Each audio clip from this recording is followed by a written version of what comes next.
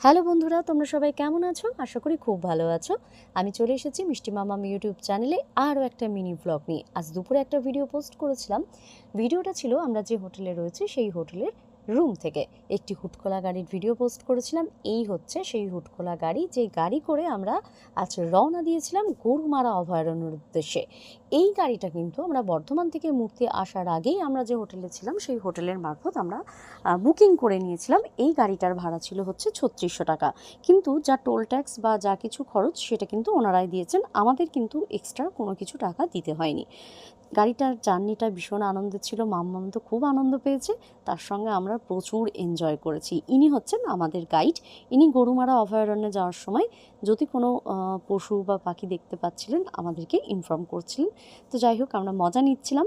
আমরা ময়ূর, বাইসন, সোনার হরিণ, হাতি এই সমস্ত দেখেছি। এগুলো কাছ থেকে দেখার আনন্দটা তো ছিলই, কিন্তু এর থেকেও বড় আনন্দ ছিল এই জার্নিটা সত্যিই ভীষণ সুন্দর ছিল। আমরা প্রত্যেকে ভীষণ আনন্দ করেছি।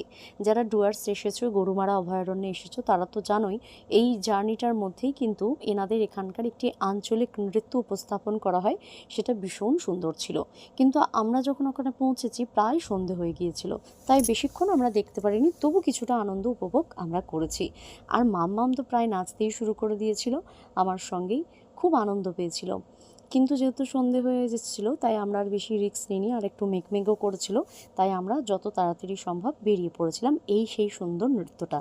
যাই হোক, তোমরা মিষ্টি মামাম ইউটিউব চ্যানেলটাকে সাবস্ক্রাইব করে দিও, শেয়ার করে দিও, আর পাশে থেকো। চলে আসছি পরের ভিডিও নিয়ে। Tata, bye bye.